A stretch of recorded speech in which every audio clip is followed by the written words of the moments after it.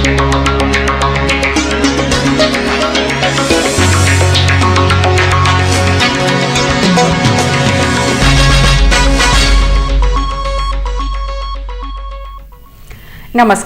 चेतना today में आपका स्वागत है। सबसे पहले एक नजर अब तक की खास सुर्खियों पर। प्रभारी मंत्री ने औद्योगिक विकास में दिखाई दिलचस्पी, जियोस की बैठक में दिए निर्देश। बाजना बस स्टैंड से हटाया गुमटियों का जाल, तीसरे दिन जारी रही मुहिम। और मानसून की तरह बरसे मावठे से लोगों ने की तौबा, फिर चमकेगी ठंड। रतलाम शहर के औद्योगिक विकास को गति देने के लिए प्रभारी मंत्री पारस जैन ने जिला योजना समिति बैठक में निर्देश दिए हैं कि जमीन आवंटित होने के बाद भी जो उद्योग स्थापित नहीं हो पाए हैं उनका विस्तृत ब्यौरा तैयार किया जाए। करीब 3.5 घंटे तक चली बैठक में शहर विधायक चैतन्य काश्यप ने उद्योगों के लिए जमीन चिन्हित किए जाने का मामला प्रमुखता से उठाया। प्रभारी मंत्री श्री जैन आज जिला योजना समिति की बैठक की अध्यक्षता कर रहे थे। बैठक में प्रभारी मंत्री श्री जैन ने उद्योग विभाग के अधिकारियों को निर्देश दिए कि वे विभाग द्वारा जमीनें आवंटित किए जाने के बावजूद निर्धारित समय सीमा में उद्योग स्थापित नहीं करने के मामलों का विस्तृत ब्यौरा तैयार कर प्रस्तुत करें। इसके पूर्व रतलाम शहर विधायक चैतन्य काश्यप ने छोटे उद्योगों के लिए स्थान रखे जाने की आवश्यकता प्रतिपादित की। विधायक श्री काश्यप ने रतलाम के आसपास की जमीन उद्योगों के लिए चिन्हित किए जाने की जरूरत बताई। प्रभारी मंत्री ने अधिकारियों को निर्देश दिए कि आम लोगों के जायज काम अविलंब किए जाने चाहिए। बैठक में लोक निर्माण विभाग के कामकाज की समीक्षा में उन्होंने कार्यपालन यंत्री को निर्देशित किया कि वे निर्माण कार्यों में गुणवत्ता का ध्यान रखें। बैठक में वेंचुरा एयर सर्विस का लाभ रतलाम वासियों को भी दिलाने के लिए उपयुक्त पहल करने का प्रस्ताव सर्वानुमति से पारित किया गया। महापौर शैलेंद्र डागा ने PHE के कार्यपालन यंत्री द्वारा लाल पानी की समस्या से नागरिकों को निजात दिलाने के लिए प्रेषित योजना में केवल ग्रामीण क्षेत्र की समस्या के निराकरण का प्रावधान रखते हुए नगरीय क्षेत्र को दरकिनार किए जाने पर सख्त ऐतराज जताया। उन्होंने कहा, इस काम के लिए समेकित योजना भेजी जानी चाहिए थी। प्रभारी मंत्री ने इस समस्या का हल निकालने की दृष्टि से बैठक के दौरान ही अधीक्षण यंत्री से टेलीफोन पर चर्चा कर 24 जनवरी को बैठक करने के निर्देश दिए।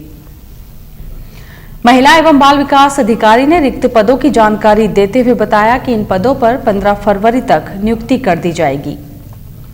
बैठक में जिले के सभी विधायकों के साथ समिति सदस्यों ने विचार रखे। यहां अधिकारी उपस्थित थे। प्रभारी मंत्री पारस जैन ने आला अधिकारियों को पाबंद किया है कि जिस कार्य को करने का निर्णय हो चुका है उसे तुरंत क्रियान्वित करें। काम में लेट लतीफी अब बिल्कुल बर्दाश्त नहीं होगी। एक बार कह दिया और काम नहीं हुआ, वही जब दूसरी तरीके से होगा तो पूरी जवाबदारी उस अधिकारी की होगी। जिला योजना समिति की बैठक में लिए गए निर्णयों का असर साफ नजर आना चाहिए। कलेक्टोरेट सभागृह में जिला योजना समिति की बैठक के तुरंत बाद पत्रकारों से पहली मर्तबा मुखातिब हुए प्रभारी मंत्री ने मीडिया से चर्चा की। सभी अधिकारियों से एक बात मैंने कही कि अब जो भी काम है तुरंत जो निर्णय यहाँ लिए जाएं उनको तुरंत कार्यान्वित किया जाए। प्रदेश के मुख्यमंत्री जी की भी मंशा यही है, स्पष्ट हमारी मंशा है कि जो काम आप कर सकते हो यहाँ वो काम तुरंत लेट लतीफ नहीं होना चाहिए। अधिकारी को स्पष्टता है कि वो काम दूसरी तरीके से यदि होगा तो उसकी पूरी जवाबदारी अधिकारियों की रहेगी, वो काम नहीं होना चाहिए। एक बार और काम यदि कोई गरीब व्यक्ति का हो सकता है तो उसको तुरंत करने का प्रयास करना चाहिए। इस प्रकार के जिला योजना मंडल में हमने बहुत सारे निर्णय लिए हैं। सड़कों की गुणवत्ता का मामला सामने आने पर प्रभारी मंत्री ने बताया कि गुणवत्ता परखने के लिए एक समिति बनाई जा रही है जो स्थल निरीक्षण करते हुए कार्य की गुणवत्ता को परखेगी।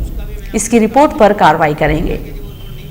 प्रभारी मंत्री ने बताया कि जिस तरह बच्चों के गणवेश और साइकिल की राशि सरकार उनके बैंक खाते में जमा कर रही है, उसी तरह छात्रवृत्ति की राशि भी बैंक खाते में ही जमा होगी। विद्यार्थियों को अब पहली कक्षा से ही जाति का प्रमाण पत्र देने की व्यवस्था सुनिश्चित की गई है। किसानों को दी जाने वाली सब्सिडी भी खाते में जमा करने का निर्णय हुआ है। मामला भी बहुत उलझा हुआ है। आपके आदेश निकाल दिया कि पहली कक्षा से ही उनको जाति प्रमाण पत्र दे दिए जाएंगे, तो आगे जाके ये समस्या नहीं रहेगी। क्योंकि मूल निवासी का भी मिल जाएगा और ये भी मिल जाएगा। ये फिर आदेश निकाल दिए भोपाल मेरी कक्षा से। रतलाम जिले के नए प्रभारी मंत्री पारस जैन के पहली मर्तबा आगमन पर पार्टीजनों ने उनका स्वागत किया। उन्हें विभिन्न संस्थाओं ने ज्ञापन सौंप अपनी मांगों से अवगत करवाया। 2 दिवसीय प्रवास में श्री जैन गुरुवार को शहर में विभिन्न कार्यक्रमों में शिरकत करेंगे। बुधवार सुबह प्रभारी मंत्री श्री जैन सड़क मार्ग से रतलाम पहुंचे। स्थानीय विश्राम गृह पर रतलाम शहर विधायक चैतन्य काश्यप ने उनकी अगवानी करते हुए स्वागत किया। श्री काश्यप ने प्रभारी मंत्री से चर्चा की। यहां महापौर शैलेंद्र डागा, भाजपा जिला अध्यक्ष बजरंग पुरोहित सहित अन्य संगठन पदाधिकारी उपस्थित थे। डीआईजी सतीश सक्सेना, कलेक्टर राजू दुबे एवं एसपी डॉक्टर जी.के. पाठक सहित अन्य प्रशासनिक अधिकारियों ने उनका स्वागत किया। पहली बार रतलाम आगमन पर प्रभारी मंत्री से मध्य प्रदेश माध्यमिक शिक्षक संघ ने कार्यवाहक अध्यक्ष संजय राज दुबे के नेतृत्व में भेंट कर सुप्रीम कोर्ट के निर्णय अनुसार एरियर राशि एवं वेतन भुगतान 6वें वेतनमान के अनुरूप करवाने का अनुरोध किया। सराफा व्यवसायियों ने संघ के पूर्व अध्यक्ष झमक भरगट के साथ प्रशासन द्वारा आजाद चौक में अतिक्रमण हटाने की कार्रवाई के दौरान हुए घटनाक्रम की जानकारी दी। उनका कहना था कि प्रशासन जिस स्थान को नजुल की भूमि बता रहा है वह हमारे स्वामित्व की है। शहर के वार्ड क्रमांक 9 व 10 में निर्मित सड़क की गुणवत्ता तथा विकास कार्यों की जांच को लेकर रहवासियों ने श्री जैन को ज्ञापन सौंपा। इसी तरह भारतीय जनता पार्टी दीनदयाल मंडल कोषाध्यक्ष गोपाल सोनी ने सूचना का अधिकार अधिनियम के तहत मांगी गई जानकारी नहीं दिए जाने का मामला प्रभारी मंत्री से भेंट कर उठाया। इन सभी मुद्दों पर श्री जैन ने नियमानुसार कार्रवाई की बात कही। प्रभारी मंत्री श्री जैन पिछले दिनों शहर में 9 वर्षीय बालिका के साथ अश्लील हरकत की घटना के मामले में प्रभावित बालिका के निवास पर पहुंचे और परिजनों से चर्चा की। श्री जैन ने कहा कि इस मामले में प्रशासन नियमानुसार कार्रवाई कर रहा है। जांच के आदेश दे दिए गए हैं।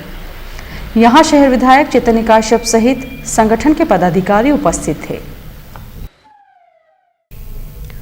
शहर में अतिक्रमण हटाओ मुहिम तीसरे दिन बाजना बस स्टैंड चौराहे पर पहुंची, जहां सड़क पर लगी गुमटियों को हटाते हुए कई अस्थायी अतिक्रमण तोड़े गए।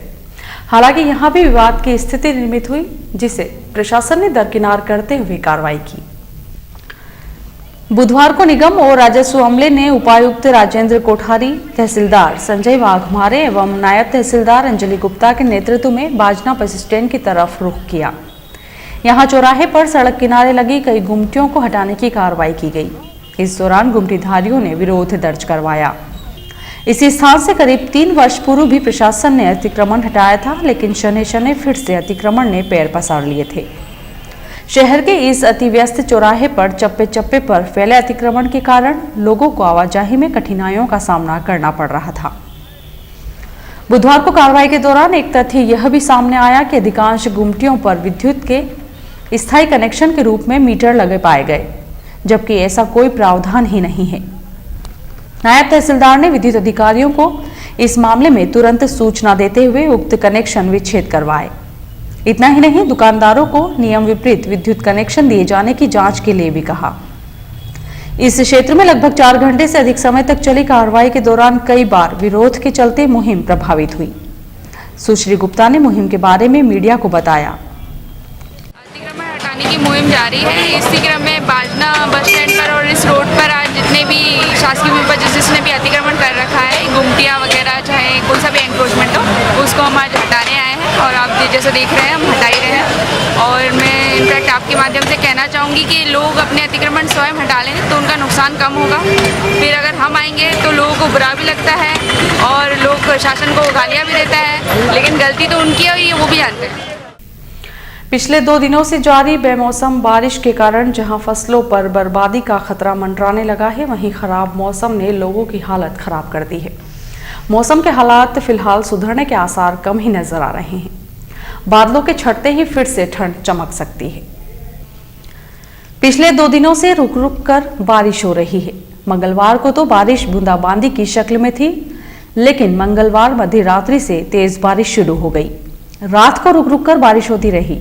सुबह फिर से तेज बारिश शुरू हो गई। तेज बारिश ने बुरा हाल कर दिया है। शहर में कई स्थानों पर सड़क के काम चल रहे हैं। तेज बारिश के कारण खुदी हुई सड़कों पर कीचड़ फैल गया है। बारिश की वजह से मौसमजन्य बीमारियों का प्रकोप बढ़ना तय है। 31 दिसंबर की रात मावठा गिरने के बाद इस मौसम में लगातार 2 दिनों से मावठा गिरने के कारण जनजीवन बुरी तरह प्रभावित है। 2 दिनों तक हुई बारिश के बाद संभावना व्यक्त की जा रही है कि अब और ठंड बढ़ेगी और पारा तेजी से नीचे गिरेगा। बुधवार को बारिश में बच्चों को भीगते हुए स्कूल जाना पड़ा। यद्यपि सोमवार से ही लगातार मौसम खराब हो गया था, लेकिन बावजूद इसके प्रशासन ने स्कूलों में छुट्टी की तरफ कोई ध्यान नहीं दिया। मंगलवार को जब हालात बद से बदतर हो गए और प्रशासनिक लापरवाही का मामला जब प्रभारी मंत्री की जानकारी में लाया गया, तब जाकर प्रशासन ने आनन फानन दोपहर 12 बजे स्कूलों में अवकाश घोषित किया, जिसका कोई औचित्य ही नहीं था। छत्तीसगढ़ के विधानसभा अध्यक्ष गौरीशंकर अग्रवाल ने दिल्ली के मुख्यमंत्री अरविंद केजरीवाल द्वारा दिए गए धरने पर कहा है कि जनता ने जिन्हें व्यवस्था बनाने की जिम्मेदारी सौंपी है, उन्हें व्यवस्था नहीं तोड़ना चाहिए। बुधवार को उज्जैन से आकर रतलाम के रास्ते मंदसौर जाते समय श्री अग्रवाल कुछ समय के लिए विश्राम गृह पर रुके। यहां उनका भाजपा नेता निर्मल कटारिया ने स्वागत किया। श्री अग्रवाल ने मीडिया से चर्चा में कहा कि यद्यपि मैं जिस पद पर हूं वहां मुझे राजनीतिक बयान से परहेज करना चाहिए, लेकिन जब आप मुझसे पूछ रहे हैं तो मुझे कहना होगा कि दिल्ली में आपको व्यवस्था नहीं तोड़ना चाहिए। हर आदमी को अपनी जिम्मेदारी जो दी गई है उसके आधार पर काम करना चाहिए। अगर उनको लगता है कि जो कर रहे हैं अच्छा है तो उसके बारे में मुझे कुछ नहीं करना। छत्तीसगढ़ में नक्सली समस्या पर उन्होंने कहा, नक्सल समस्या के बारे में जितनी ज़्यादा गंभीरता से उसको ख़त्म करने का प्रयास छत्तीसगढ़ की सरकार कर रही है, वो अन्य प्रदेशों के लिए भी अनुकरणीय है। पिछले समय बहुत ज़्यादा विस्तार हो गया था नक्सल समस्या का, सरगुजा संभाग तक पहुंच गया था। जसपुर में भी नक्सलियों की गतिविधि बढ़ गई थी, लेकिन वहाँ पे उस पर पूरी तरीके से काबू पा लिया गया। अब थोड़ा बस्तर में बचा है, धीरे धीरे उनको भी घेरने का प्रयास हो रहा है और दोनों प्रकार से हो रहा है। कुछ तो सरेंडर हो रहे हैं और कुछ लोगों को पैरामिलिट्री फोर्स के माध्यम से कंट्रोल करने का प्रयास हो रहा है। क्योंकि क्या है कि छत्तीसगढ़ राज्य चारों तरफ से अन्य राज्यों से घिरा हुआ है। उसकी सीमा झारखंड से भी लगती है, उत्तर प्रदेश से भी लगती है, मध्य प्रदेश से भी लगती है, महाराष्ट्र से भी लगती है। तो एक कॉरिडोर बना हुआ है, उसमें कहीं से भी मूव कर जाते हैं और घने जंगल है, तो इसलिए थोड़ी सी दिक्कत तो होती है वहाँ पे उस समस्या ने इससे निजात पाने की, लेकिन फिर भी पहले से काफ़ी कम है। और आइए देखते हैं अंत में सुर्खियां एक बार फिर। प्रभारी मंत्री ने औद्योगिक विकास में दिखाई दिलचस्पी, जियोस की बैठक में दिए निर्देश। बाजना बस स्टैंड से हटाया गुमटियों का जाल, तीसरे दिन जारी रही मुहिम। और मानसून की तरह बरसे मावठे से लोगों ने की तौबा, फिर चमकेगी ठंड। चेतना टुडे में आज बस इतना ही। हम फिर उपस्थित होंगे नई हलचल के साथ। तब तक के लिए नमस्कार।